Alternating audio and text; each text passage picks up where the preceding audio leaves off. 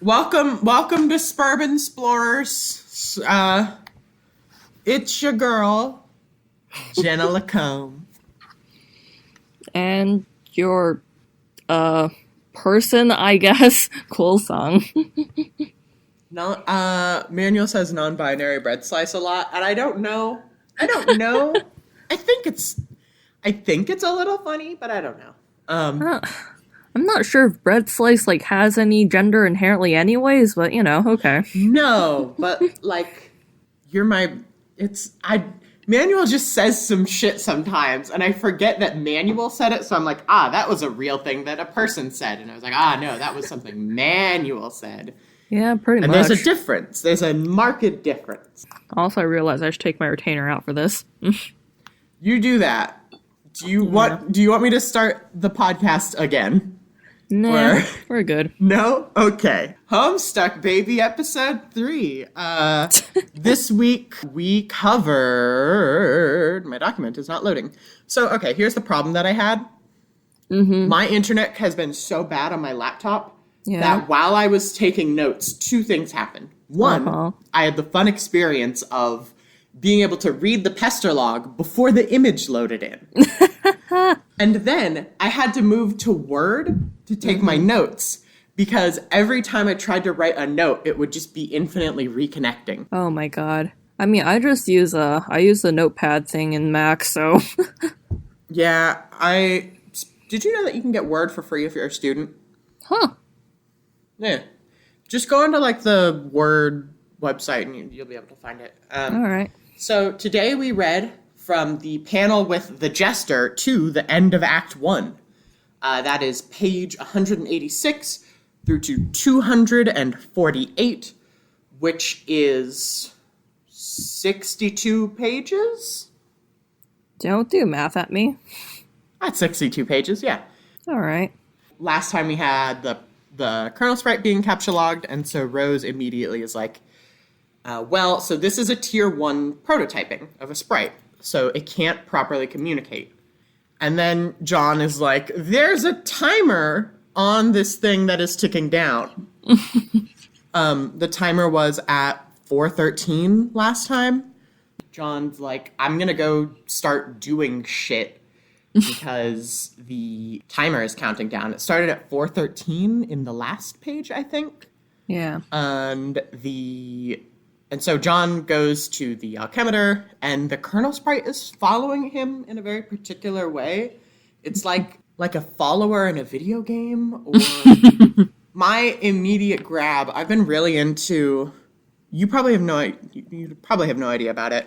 I've been really into Super Paper Mario recently. I keep hearing Kathy talk about it, but yeah, no idea. Oh, really? Super Paper Mario or regular Paper Mario? Because there's many Paper Marios. There's multiple Paper Marios? There's one Paper Mario, but there's multiple games. Hold up, I need to look up Paper Mario now. So okay, real fast, order of operations. Paper Mario, I think that's just the full name, was a game on the N64, which is a turn-based RPG, but you play as Mario, and it's got action commands where you have to hold down the button or something like that. And then the sequel to that was on the GameCube, which was Super Paper Mario and the Thousand-Year Door, which is this just wildly creative explosion of game. Paper Mario on the N64 had this very sort of linear, not linear, but wasn't super far away from what you'd imagine a Mario game to be. He went to the grassland and the this and the that. Fucking the Thousand-Year Door, one of the levels is just pro wrestling. Okay. There's a trans ghost in it. You go into a big tree and you save a bunch of people. Okay. I'm trying to think of Princess Peach is kidnapped by aliens who are trying to steal the crystal stars so they can awaken a dread demon. All right, as you do. As you do. Bowser is there, and he's a fucking chump. Okay.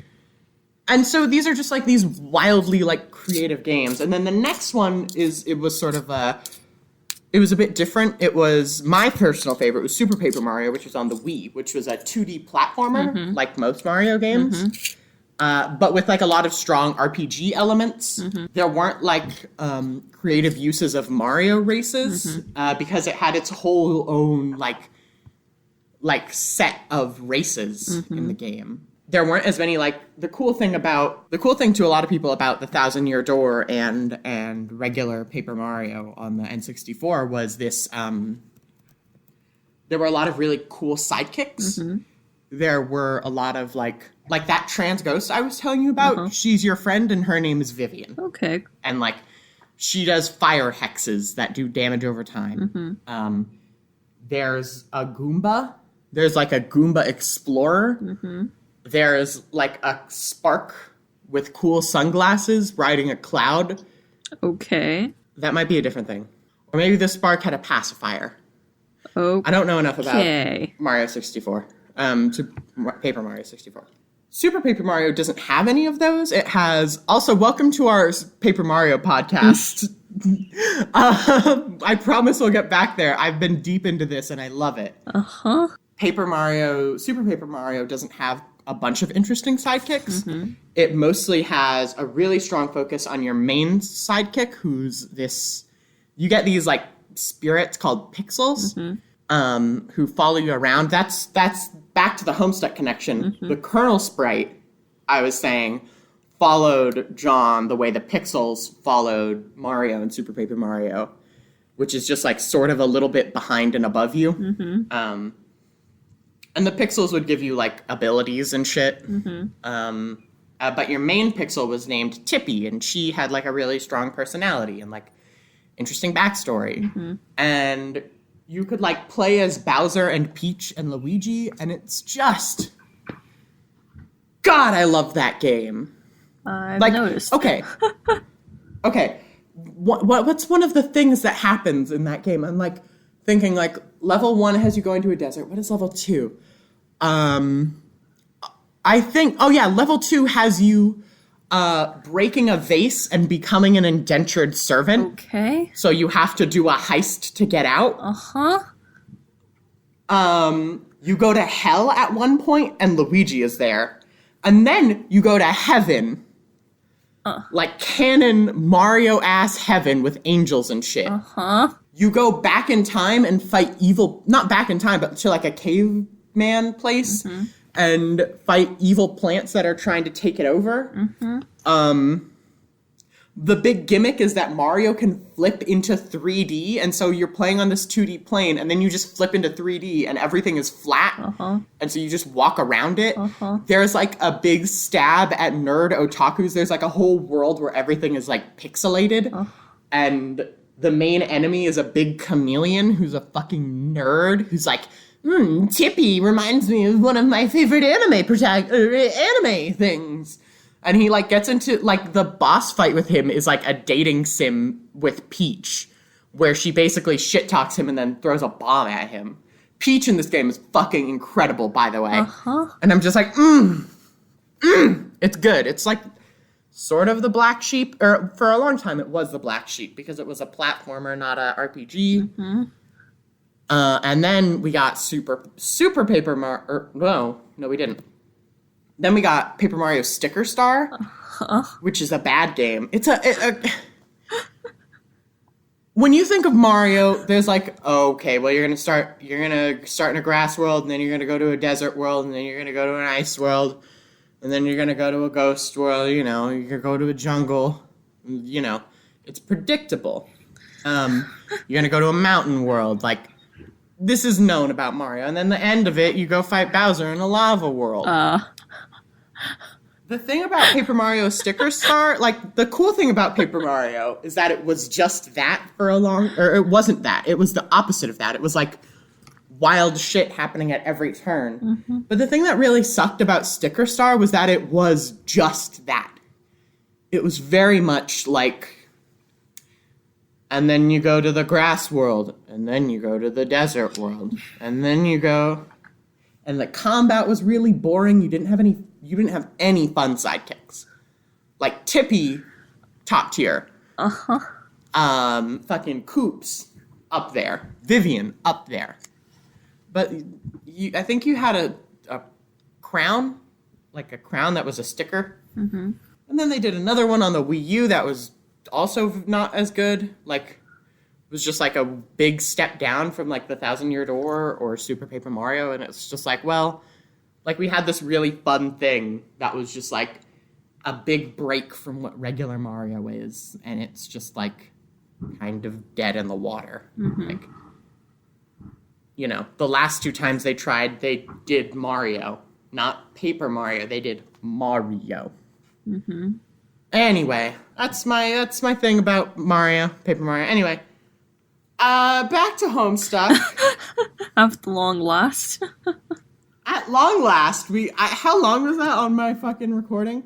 That was at least 10 to 15 minutes of fucking Super Paper Mario. Y'all are welcome. John captulogs the, what's it called? The telescope? Yeah. And it sends his PDA flying again, and he's just lost his way to communicate with Rose. Like, it's over. And then he activates the alchemeter. Damn, that shit looks cool as hell. Yeah. Like, I love the big arms stick out. Just like, zoop. Mm-hmm. Then I had this thought, man, there's nowhere in my house that would be able to do that. I don't have I have a tall house. So, like, maybe if it just extended straight up. But I don't. Like, there's nowhere in my house that has enough room for an alchemeter. I mean... It's like, I don't know. Is Spurb classist? Like, I mean, I assume you can just shove it in your yard. I don't have a yard. What? Well, like, outside of your house, I mean. That's other people's houses. Like, if I was playing Sburban, it would just be, like, in the middle of the campus lawn, so... That's true. But it's, Homestuck. Homestuck. Doesn't make a lot of sense when you think about it. Doesn't make a lot of sense, period. I have in my notes here, PGen Pod shout out. He makes a bunch of perfectly generic items. Mm-hmm. Oh, yeah. Perfectly generic objects. Shout out to Perfectly Generic Podcast. Mm-hmm. Oh, yeah, by the way, perfectly generic objects are, like, in Starbound, so fun times. Yeah, I remember you were like, by the way, the reason why this game, another cool thing about this game is that there's just perfectly generic items in it, and I was like, no, there's not. And then I went on the wiki, and I was like, what the fuck? No, Starbound's good. I should get back into it. It's like Terraria, but in space. We need to finish that game of... The thing about Terraria is that, like, if you leave it sitting for too long, it's just all over. Oh, yeah. John looks up into the sky. He has a telescope. He looks up into the sky, and he sees a big fucking meteor. His sprite is gently vibrating at the thought of the meteor that's going to hit his house. And we got a, like, cool panel that's like, we have a timer at the top that's like showing us that like 3 minutes left. And then he high fives the Colonel sprite, which is the best joke in Homestuck. We'll get there. Dad comes home, and then Rose is like, dude, your dad's home. Dude, why aren't you responding? Shit, bruh. You fucking launched your PDA out onto the lawn. Now you can't fucking hear me. And then Dad, like, this is one of my favorite jokes because there are no words. Dad is like, he goes to the door in the top panel, and then, like, he sees the toilet, and then goes over and is like, there's a toilet with a cake on my lawn. And, like, that's never commented on, but is very funny to me. Yeah, that Dad is just like, I appreciate Dad. Welcome to the Dad Appreciation Show. Not real dads, just Dad Egbert. Yep. I also love Rose. Rose is, like, looking at the walkthroughs, and she's like, damn, all these people getting so stressed out about Spurb and their impending doom, but, like, damn, y'all really should fix your whole shit. Yeah. I have a quote here. It's, Rose is like, The already poorly constructed sentences become even more curt and ambiguous, as if written hastily and with a sense of alarm. Actually, their dedication to updating the walkthrough under such circumstances is admirable. And I was just like, my girl. My girl being like, damn, these people risking their lives.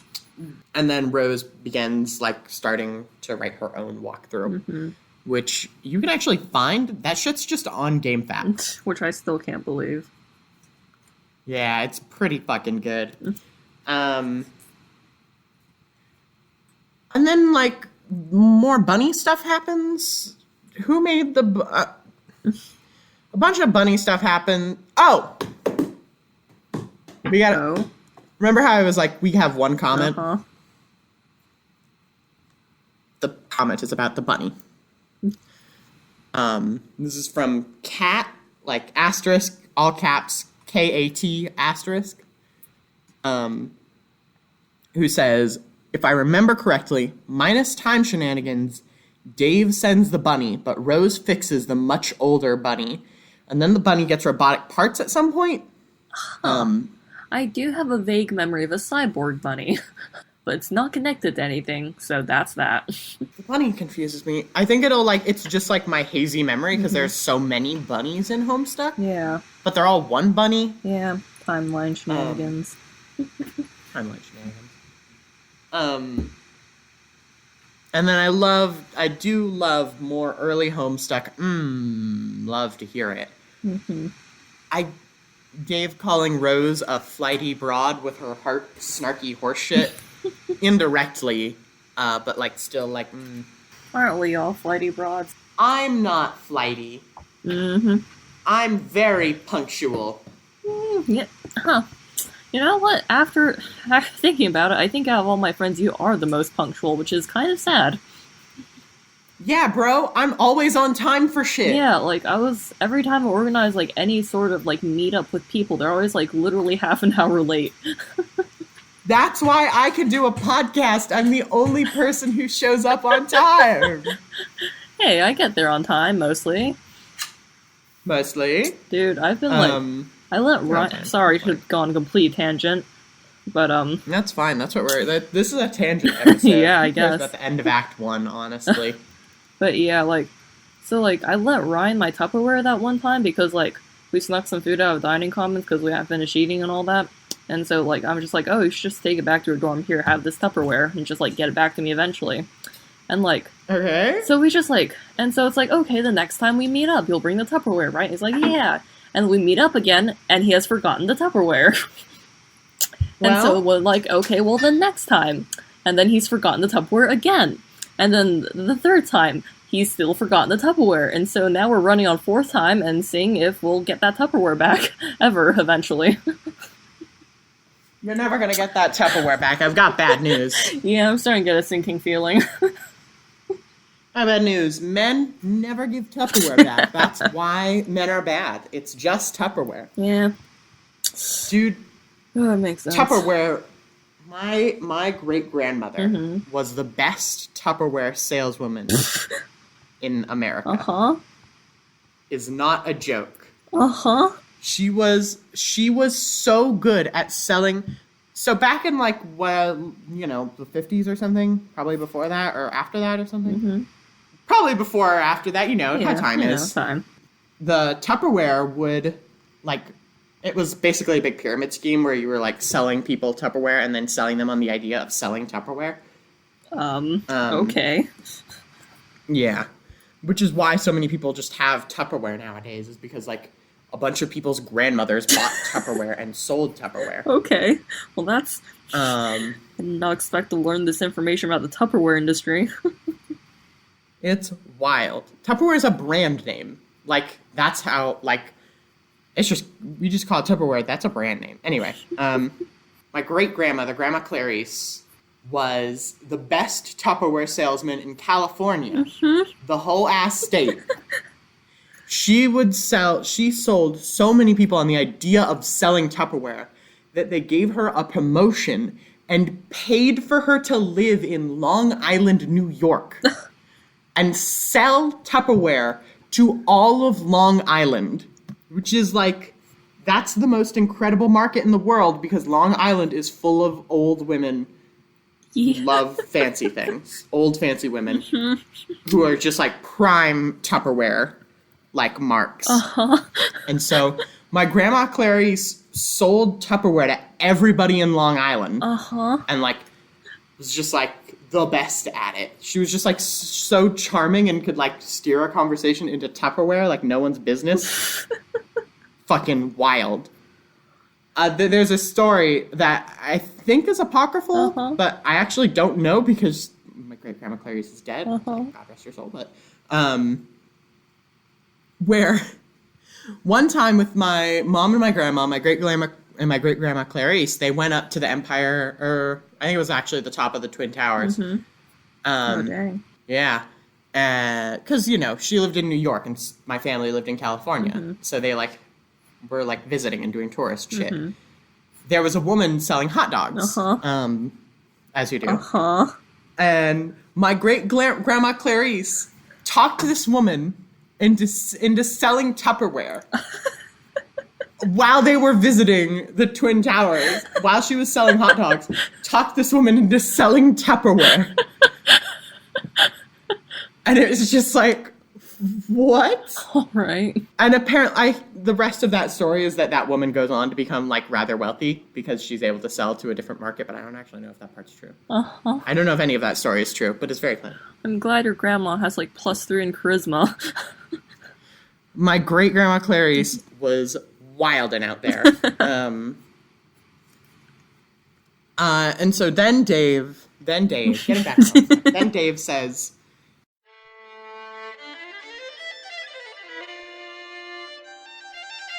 Alright, so, like the size of Texas, or just Rhode Island. They're always throwing around these geographical comparisons to give us a sense of scale, like it really means anything to us. But it's like, it doesn't matter, it's always just like, wow, that's pretty fucking big. Like, Mr. President, there's a meteor coming, sir. Oh yeah, how big is it? It's the size of Texas, sir. Oh shit. Or like, how big is it? It's the size of New York City, sir. Oh shit.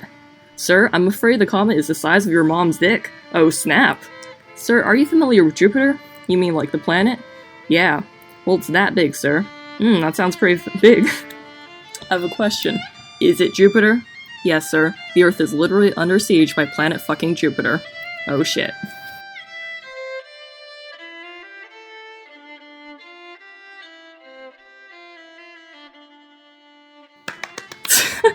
And that's my reading of that line.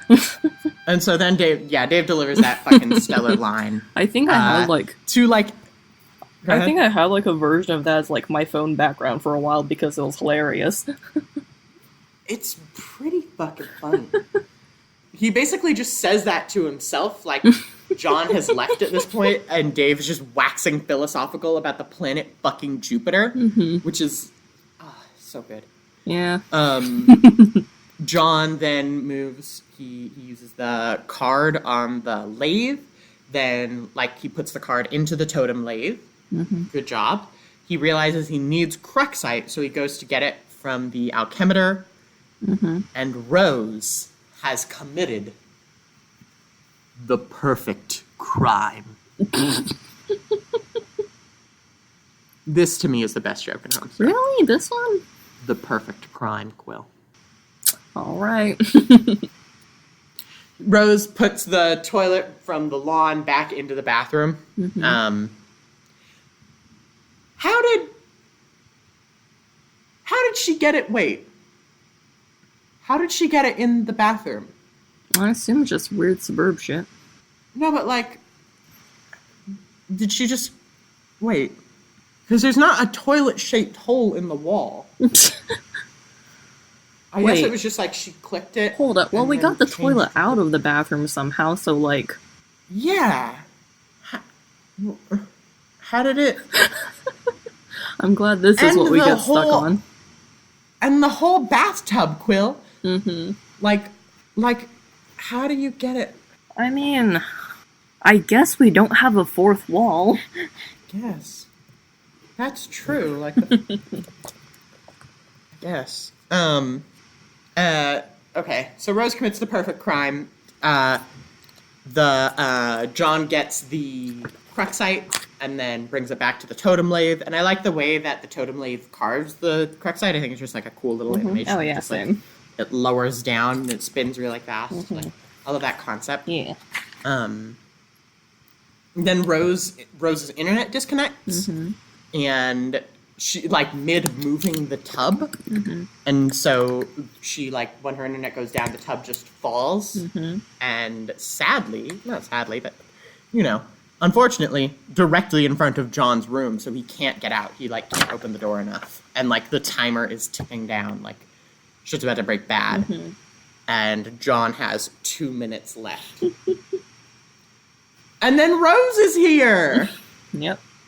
That's in the flesh! Rolal. Indeed. But not the Roxy Lalonde Rolal. The Rose Lalonde Rolal. Again, not a fan of Flighty Broad. Like, I remember there's, like, in-canon justification for the Flighty Broad thing in this scenario, but I'm still just not a fan of it. And so, like, okay. My reasoning for not liking it is specifically, like, when we're introduced to John, it's just John being called a poop lord, which is just a nonsense thing. But when it's about Rose, it is about her gender and her demeanor. Like, why does Rose have to be a flighty broad, but John gets to be a poop lord? Asking the real questions here. I'm out here. No, but you get what I mean, right? Like, yeah, I do. Weird, like, gendered, whatever. We get some of Rose's interests. Rose is really into, like, obscure literature. She loves to write.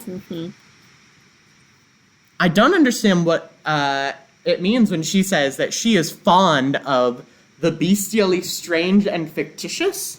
I assume that's just Lovecraftian things. Oh, okay.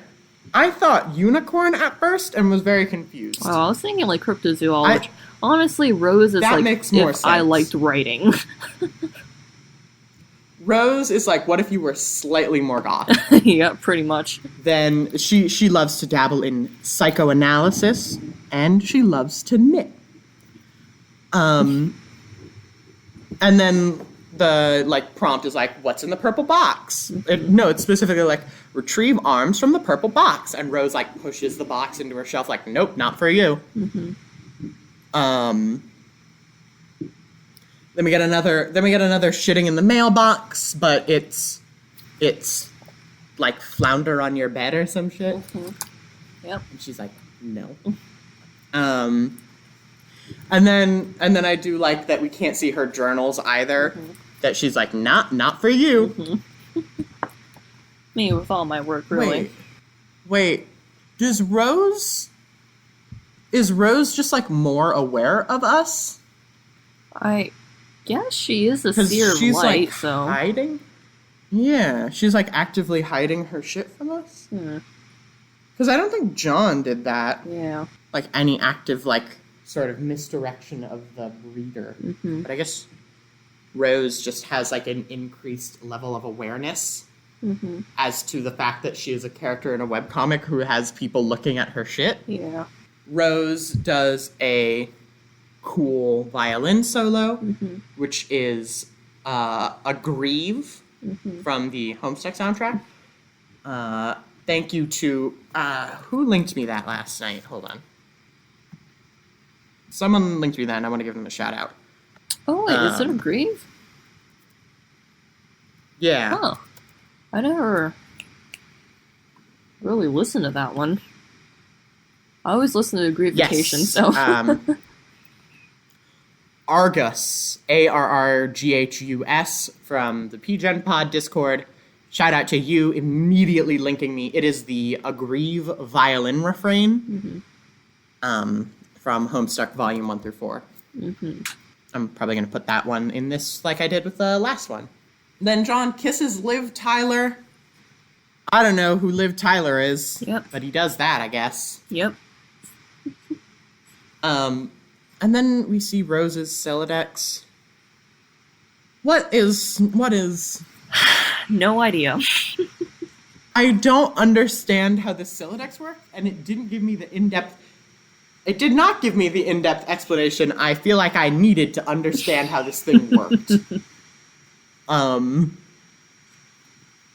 But, like, it's called Tree Modus, and you put things in it, and then they get branches, and if you take the top thing, then all the things under it fall. Something like that. Dude, you heard, I just got back into coding. I'm not... Fuck coding.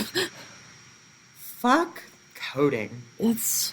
Come to journalism. It's just creative writing all the time. Yeah. That's not fair. Eh. Also investigative reporting. Yeah. Coding is just, like, such a specific, like, brand of pain. You sent me something really good last night when I was, like, half asleep. That was just, like...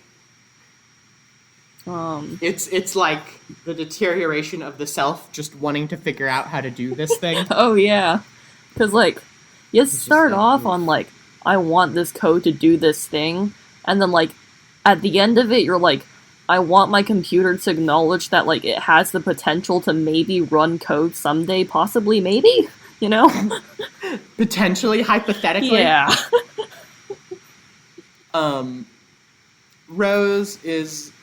Rose really just lives out in the middle of nowhere, surrounded by fancy things. There's, like, a Victorian cyber castle, like, out on the distance. Yep. And also, like, a mausoleum to her dead cat.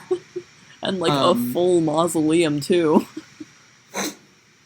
The whole ass thing. Alright, here's a question. So Rose reads all of Mom's actions as, like, ironic.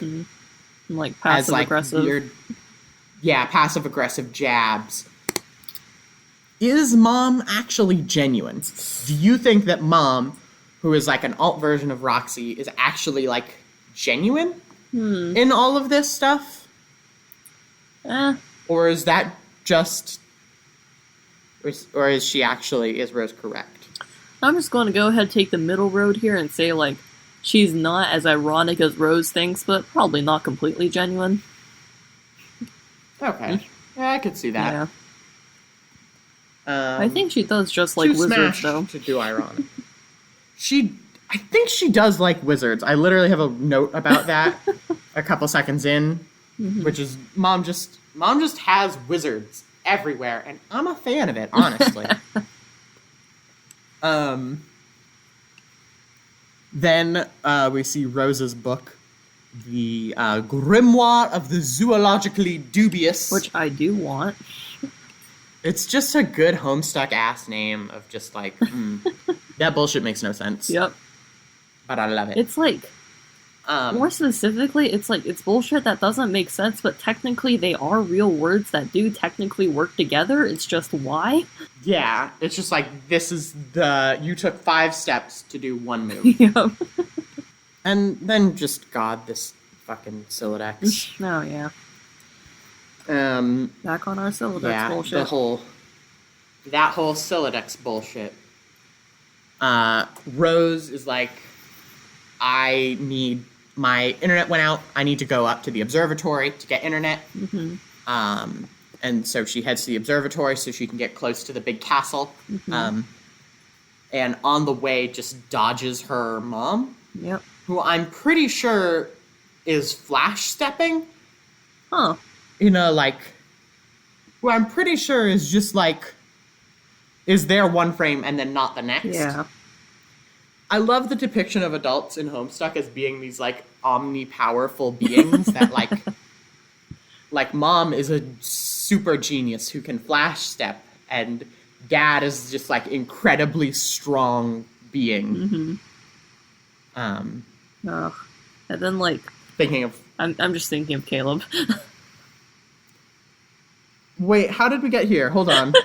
I need the steps taken explained to me. No, because, like, all the adults in Homestuck are, like, hyper-competent and shit, and then, like, I'm thinking of the actual adults I know, and, like, Caleb is technically an adult, and, like... You're an adult! No, I'm not. Shut up. You're an adult. If Caleb is an adult, then you're an adult, too. Mom is just flash stepping and just like omnipowerful. And Caleb is there, I guess. No. And so Rose like dodges around her mom and gets up to the observatory where like she looks out the window and it's just pouring rain and thundering and also meteors are falling from the sky. And so she goes to grab her laptop and then everything falls out of her Silodex. I guess because it was on the top. Yeah, I don't. But Something like, I don't know how you get things. I don't know how you get things out of this Silodex without everything. It feels like the stupider version of John's Silodex. But I don't know enough about coding to be like, yeah, this is actually stupider. Pretty much. So she gets the Wi-Fi, but she has to maximize the elevation of her computer first. And then what the fuck is her background? Like, I love it. It's this like octopus lady chilling, like a fancy lady with an umbrella and a big dress. Hold up. But she has octopus tentacles. Let me look into it. Let me look at it. Find the page. It's very good. Ugh. While you're looking for it, like her desktop has just like some miscellaneous folders on it, nothing too major, except for like program or whatever called HD, which looks like an external hard drive. But it's like a weird, like, vaguely Spurby shape. I wasn't able to get a clean look at it. Yeah. I'm glad we're at the point of analyzing. I like the desktops. Look, Quill, we're only reading 64 pages. I'm going to look at the little shit. That's the whole point, you know? Right. Someone's got to look at the little shit. She hops onto a mysteriously unsecured connection and then reconnects to John, who has 40 seconds left. And she immediately is just like, John, go put the thing in the thing. The totem lathe and the optimeter. And she opens the door for John, using the last of the build grist to take the door off the hinges. He then goes to put the totem on the altimeter. And I had a note here, it was just like, oh, maybe the sprite only follows you to the important things. Because we see the sprite is actually still at the altimeter. It didn't follow John into his room. And so it's just like, oh, maybe the sprite will only follow you around if you're doing something important. Which makes sense, I guess. And then, like, oh, interesting thing, again, for that tabletop game I'm working on, just like, interesting thing of note was just like, you can store things in the Spurb like HUD to deploy later. Rose like picks up all of the perfectly generic objects, which is like and so much puts them simpler away in her than inventory. Silodexes. Why is anyone using a fucking Silodex? That's an inventory. That's how inventory systems work. Spurb, you actually did it. Like, this is good game design. Thank you. An inventory system. Why are the Silodexes stupid? John alchemizes the totem lathe, and instead of creating a bunch of perfectly generic objects, it makes a big blue tree and then drops an apple. And then we get the flash S take a bite of the apple. John take a bite of the apple or something. Yep. Let me I can figure out what the name of this flash is. I think it is just... It's S. Yeah. It's S, John, take bite of apple. And it's this really cool flash where it's just like showing us all of the things that have happened so far. And then like John, and then like the meteor crashing down on John's house and he's holding the apple. We actually don't see him bite into it. Like, yeah. I know he bites into the apple because... Otherwise he would be dead. I know Homestuck didn't end in 300 pages. I love the idea of just like... Because after this, like I think we're going to be talking about in our next episode, is just like... Then we get introduced to Wayward Vagabond, and that's like... We spend a long time hanging out with Wayward Vagabond. Yeah. And so, the mayor, Wayward Vagabond, a.k.a. the mayor. And so, like, reading this in time, like, you didn't know for a long time whether or not John lived. Like, you could probably assume as much, but, like, I don't know. You didn't take a bite of that apple. Which is super cool. I like it. I like it a lot. I think it's fun. Mm-hmm. Fun times. Any thoughts on the fun times? Man, Homestuck takes a while to get started.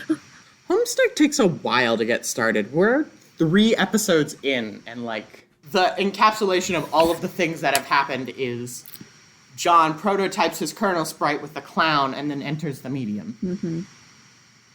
Like, in the Cliff Notes version of this, Act 1 is we're introduced to John. John is a boy. His dad, he doesn't like birthday cakes. Mm-hmm. Rose is there. Rose is a girl who is afraid of her mom. And then John enters the medium. That's it. That's all the important things. Pretty much. But we're going to be getting to more interesting stuff next week. Mm-hmm. Probably? I don't remember, man. Next week covers... It's from the end of Act 1 panel to the Rose strife, so it's probably going to be a lot of Rose and Dave stuff. Yeah. We get introduced to one of my favorite characters in Homestuck, the mayor. The mayor's the best character in Homestuck, let's be honest. Yeah, and so that's the whole first act of Homestuck. It took us 3 episodes, and would take a normal person like 3 hours to read. Yep. What do you...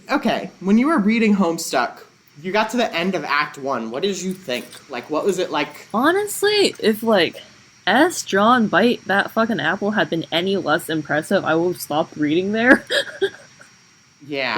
Literally, I remember having the thought of, like, okay, that animation was kind of cool, I guess I'll keep going. Yeah. For me, it was just like, I know that there's good shit. Magnus kept telling me that, like, oh, it gets better, you just have to keep reading it. Mm-hmm. And then it got better. Homestuck, ultimate fucking slow burn forever. Like several thousand pages slow burn. 8,000 pages. God, please no.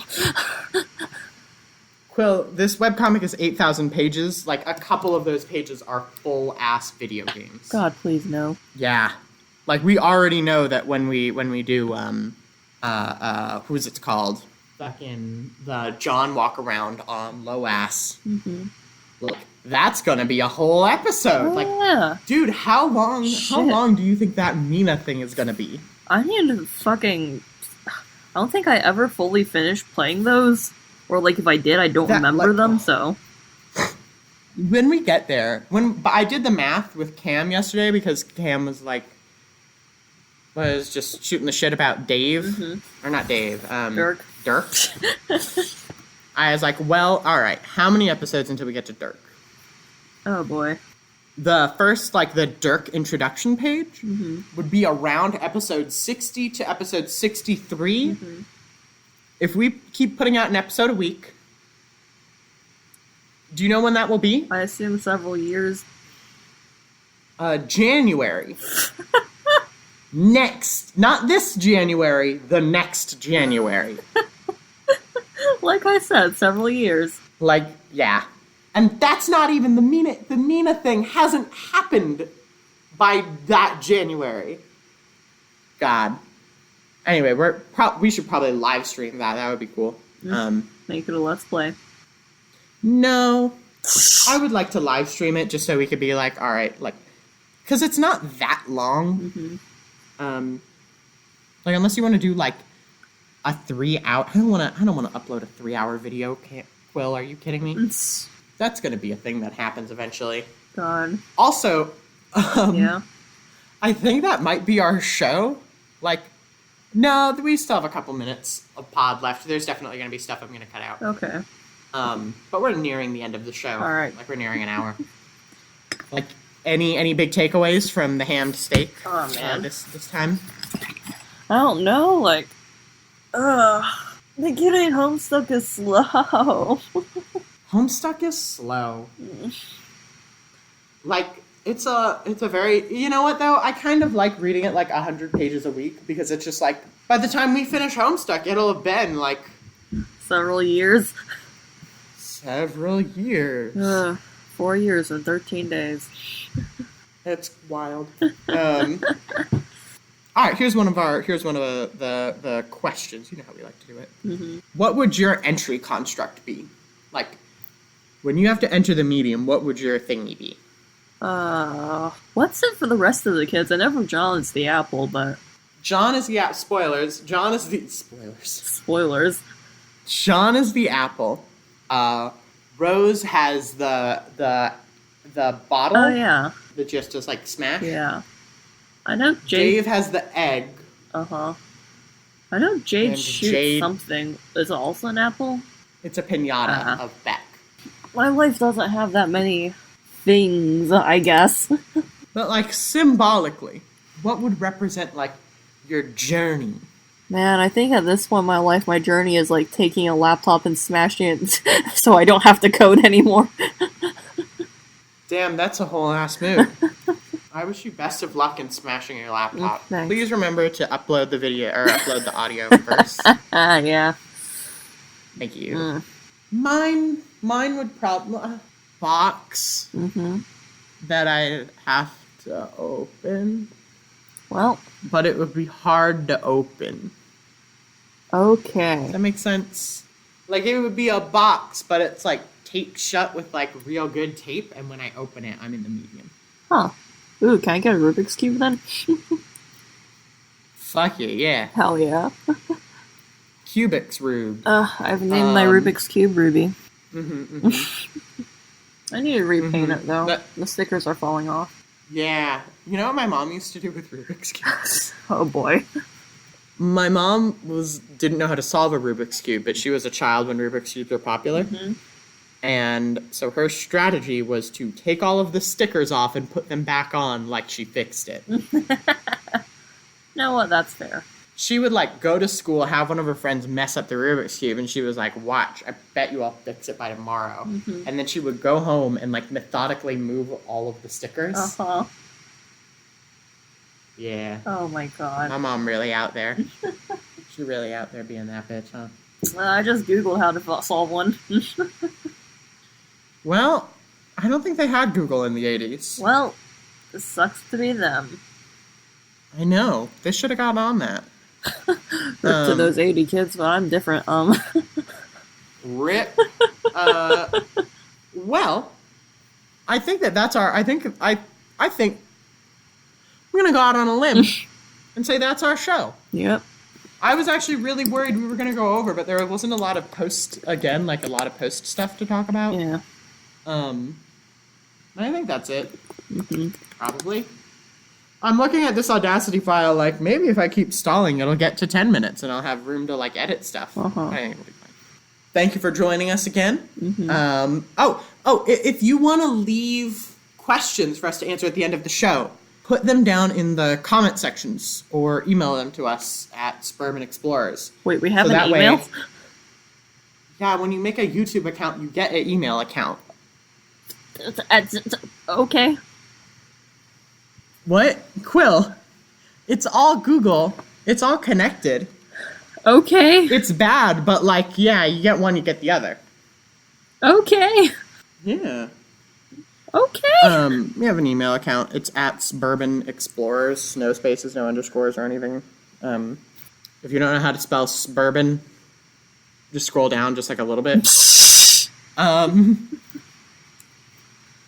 If you want to email us questions for us to answer at the end of the show, like, you know, a lot of the early Homestuck, like, we're not going to have anything really meaty to talk about. And so having some questions towards the end would give us anything to talk about at the end of this bullshit. Please.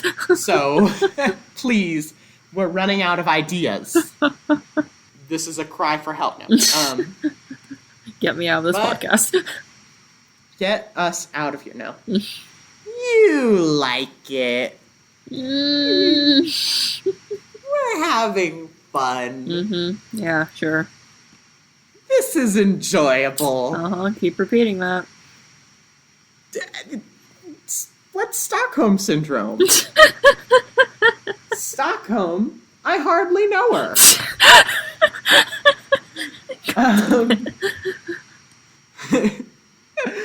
That's it. That's Sburban Explorers. We'll see y'all next week. Bye. You want to say bye, Quill? Bye. You want to say bye to our loyal fucking listeners? We have 3 wait, how many subscribers do we have? Oh my god. We have 3 subscribers. I gotta check for the clout. No, but I want to fucking dunk on you, and I want to do it correctly. Alright. I have no idea how many subscribers we have, or even how to check that. We have 5? What? We have 5 whole subscribers. That's too many. And I only think one of those is my like normal account, just so I like get an email when the episode goes up.